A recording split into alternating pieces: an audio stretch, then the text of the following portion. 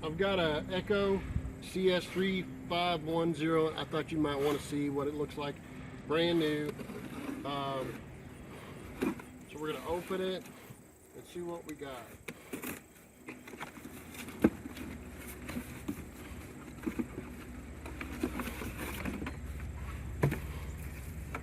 Okay, we got an owner's manual.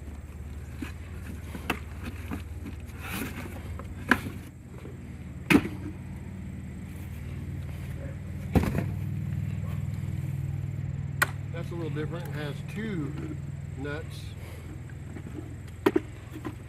instead of one to hold the bar on. Little one.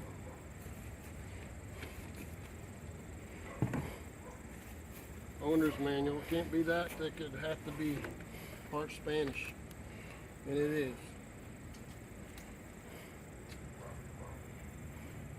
1/4 of it is English.